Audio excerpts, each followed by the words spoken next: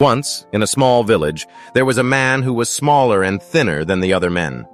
He was often laughed at and became the target of jokes. "Are you old enough to drink beer?" they would shout at him as he sat at the bar.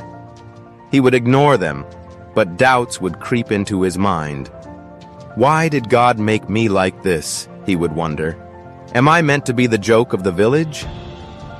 But when he left the pub, his face would change and a smile would appear because he knew he was going home to his loving wife.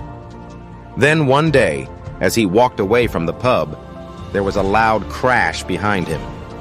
He turned around to see the pub he had just left collapse.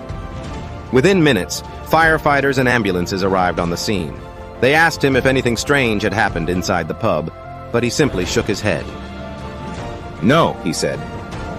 One of the rescuers looked at him, assessing the situation. "The entrances are all blocked. We can't get through and the paths are too narrow," he said. Then he looked at the man and added, "We need someone like you." In the background, the men from the pub were screaming for help. Without a second thought, the man spoke up. "Give me the oxygen tanks, I'll go in." The rescuers handed him the tanks, and he crawled through the narrow passages of the collapsed building, carrying oxygen tanks to the trapped people.